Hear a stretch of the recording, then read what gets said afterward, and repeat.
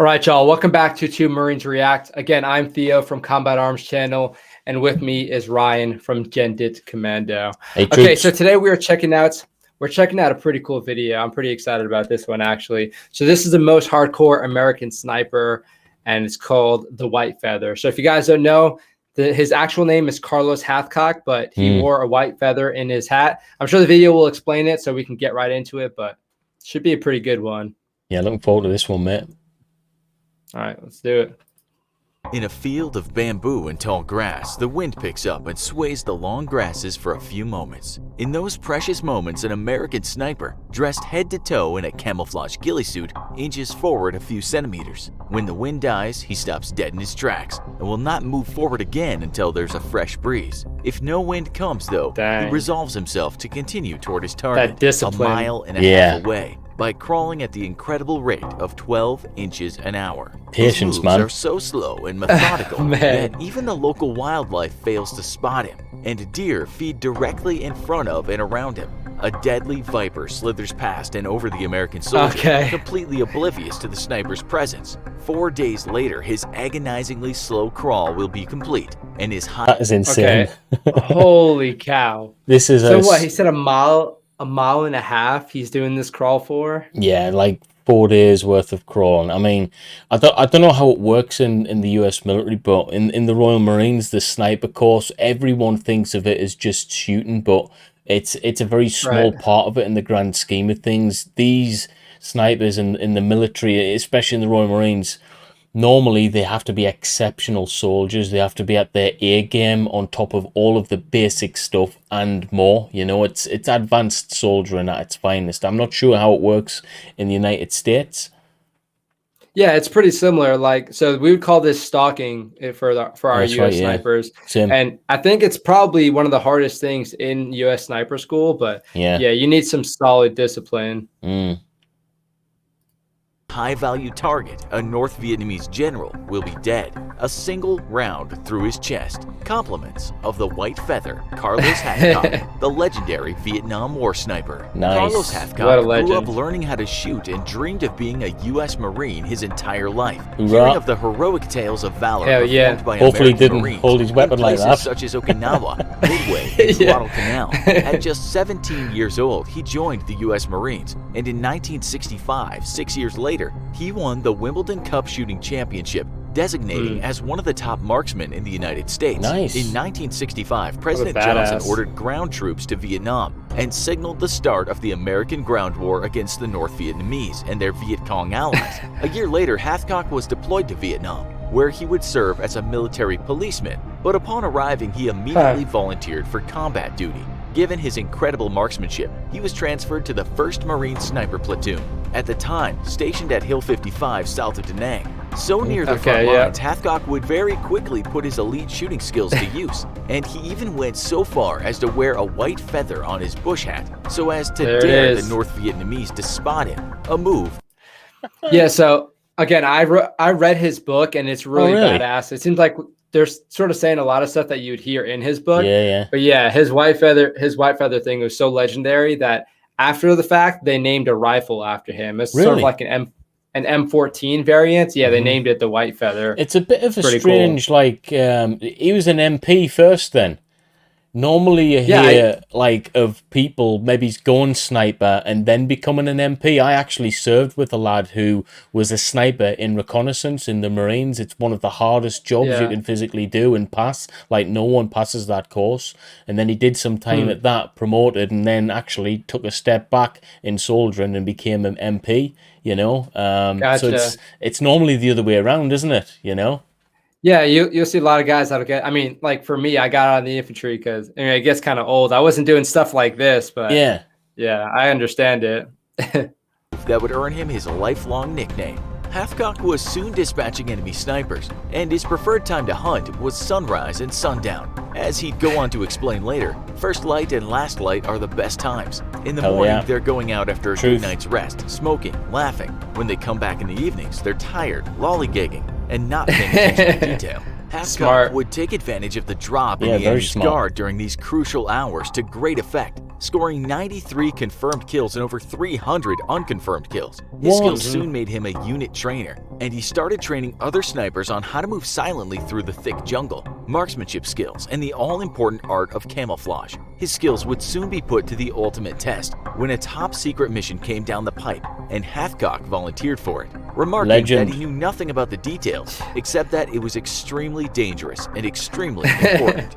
That mission turned out to be the elimination of a North Vietnamese army general, an all-important link in the command and control chain of the North Vietnamese army, which had so far eluded capture or destruction. All the Americans had to go on was some rough intel that said the general was safely tucked away in a large North Vietnamese encampment, though they didn't know where exactly. Hathcock's job would be to do what platoons of infantry and squadrons of strike aircraft couldn't do: sneak up to the encampment, locate the general, and eliminate him.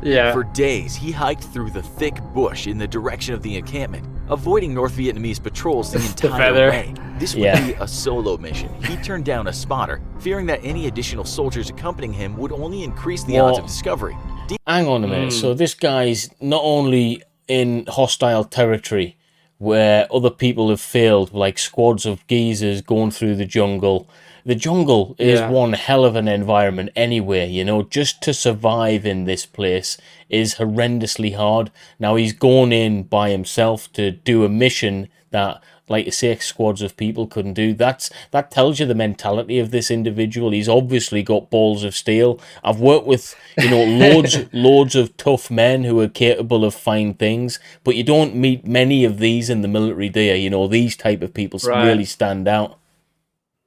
Yeah, no doubt, especially for a mission like this. They have like very minimal details, and he just volunteers to go for it. Yeah, I know he did have a spotter with him most of the time, but I remember for this particular mission, he was just trying to go alone and keep it nice and light. But yeah, that's pretty crazy to survive in the Vietnam jungle that long.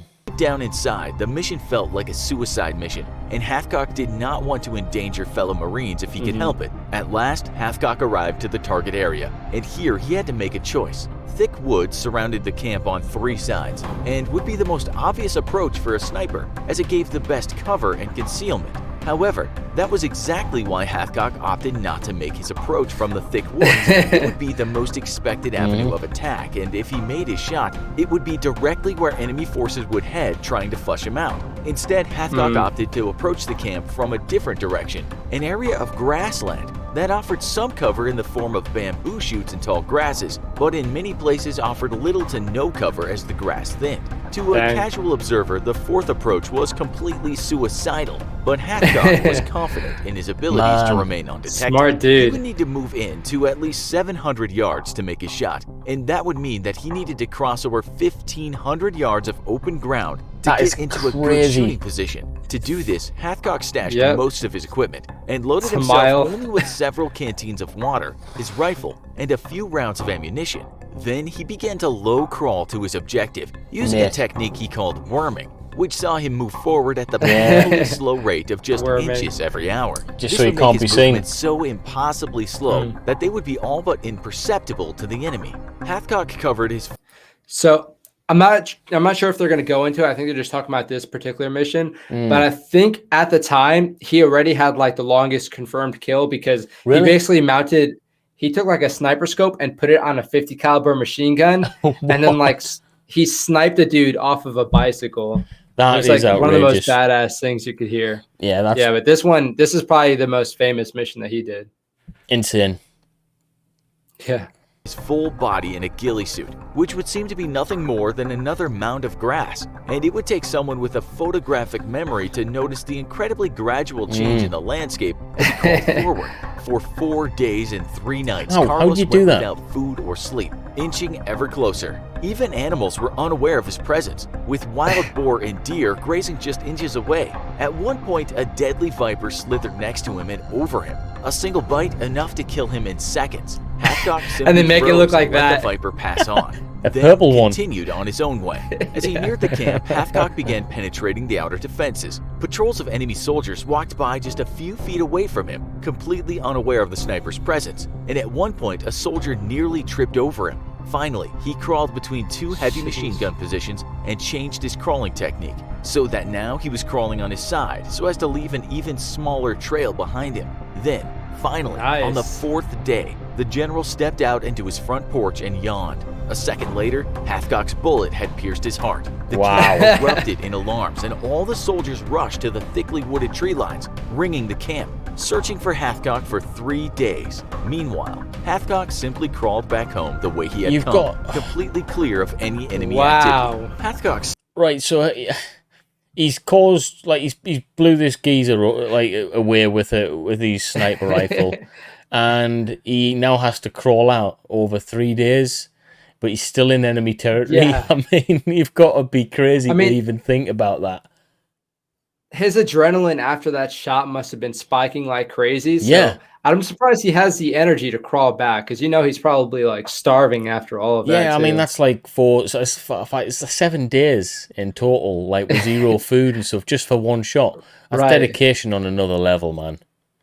Yeah, holy cow. Second most famous kill would be his showdown against a Viet Cong commander known as Apache. Oh, yes. A sniper himself, Apache had earned her nickname for scalping American POWs woman. And for her brutality as an interrogator. Serious? An extremely sadistic woman. Yeah, she was brutal, took great pleasure in torturing American soldiers. And in November of 1966, Hathcock found himself in her backyard. Earlier that month, the Apache had captured a young Marine private and then tortured him for a day and a half within earshot of his own unit. Hathcock was also there, and he could hear the screams from the soldier as the Apache skinned the private alive. That's horrendous, cut off his eyelids, tore out his fingernails, and then finally castrated him with a knife.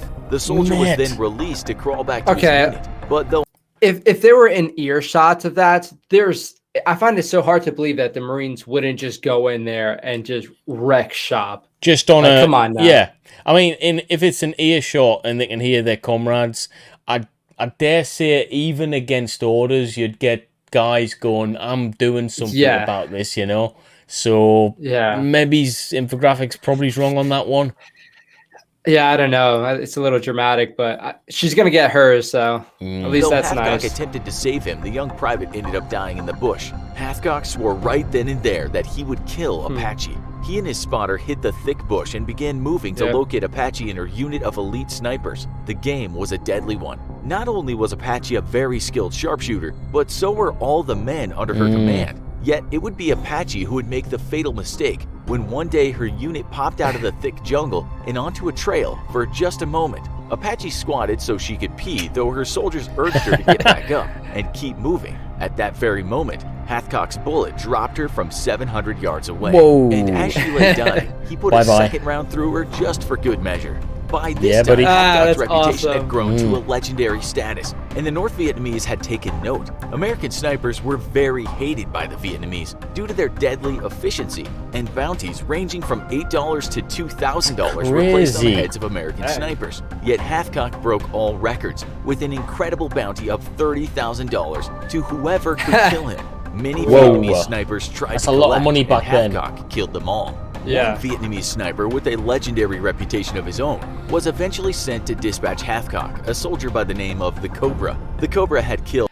Okay, I think this is probably the most well-known thing that he did. Yeah. I don't know if you've probably heard about it at some point. A lot of people watching might have as well, but the white feather it's really versus impressive. The Cobra. It sounds like a Chinese martial arts movie, doesn't it?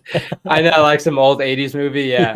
It's good. It's kills good. As impressive as Hathcock, often striking targets deep inside American camps and then disappearing into the jungle. Perhaps as a warning to Hathcock of his arrival, the Cobra struck at the camp he was staying at and killed a gunnery sergeant. Hathcock watched the man die and swore right then and there that he would eliminate the Cobra. Baiting Hathcock into a fight, the Cobra began to kill many Marines around the encampment over the following few days. Hathcock and his partner took off into the jungle after the Cobra, and for days the three men played a deadly game of cat and mouse. At one point, Hathcock made a nearly fatal mistake and leaned against a rotted tree for support. But the rot had eaten through the tree and Hathcock fell over, giving himself away. The Cobra immediately fired and struck Hathcock's partner's canteen, making the man believe that he'd been hit due to the warm liquid spreading down his leg. Continuing their deadly pursuit, Hathcock managed to work around to the Cobra's position, forcing the Vietnamese soldier to move to Hathcock's old position. With the sun dropping in the sky, this put the Cobra in a very perilous position.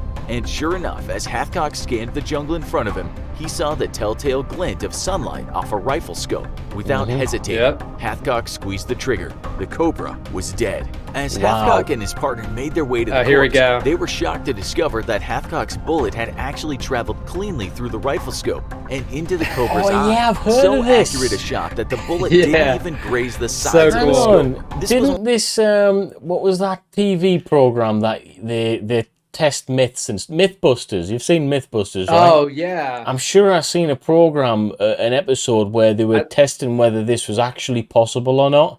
And they got the old scopes and stuff out, and they weren't able to replicate it. So I don't know if it's a bit of folklore or stuff, but hey, it makes for a great story, doesn't it? Yeah, I think in the book they were saying that he actually was like looking. He had to be looking directly at him for him to get a shot like that. So man. I think they were saying he saw like his white feather, and then right as he saw it, he got a bullet through his scope.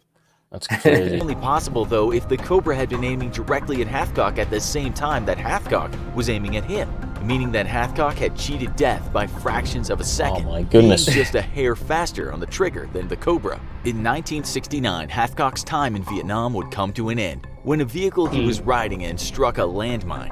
Hathcock was struck unconscious briefly, and when he came to, he started helping to pull wounded Marines out of the burning vehicle, receiving third-degree burns over large parts of his body. With his sniper career over, Hathcock established the Marine Sniper School at Quantico, wow, that's where amazing. he dedicated the rest of his career to teaching Marines This dude's to like become deadly literally snipers. cemented He would in go on to history. die in 1999 at the age of 56 from multiple sclerosis, the disease managing to do what the Vietnamese never could. If you liked this video, then you'll love the new channel we just started called I Am. So that's just that's just advert stuff, I think, isn't it? Yeah, I did a reaction to one of the I Am videos, and it got copyright claimed. Oh, really? Yeah, if you want to do that. Yeah. Stick away from those. I really like that one. I'll dude, be honest, and I didn't know much about him before this. It's always good to hear stories about like fellow Marines as well. It's close to both of our hearts, really, you know. But yeah, that was awesome, man. I really enjoyed it.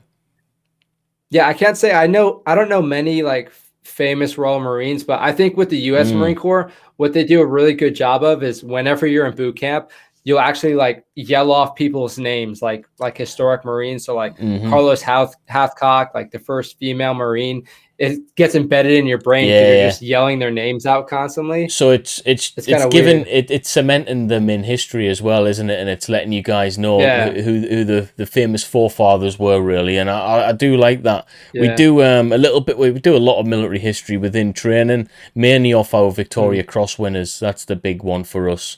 But that was awesome, man. I enjoyed that one a lot.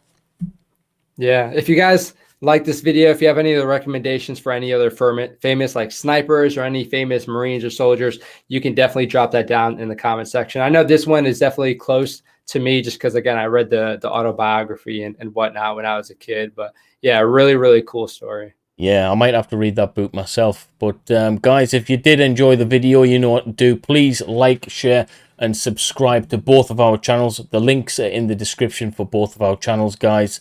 And drop a comment below if you like the video, not like Theo said. And we'll see you in the next video, guys. Have a good one.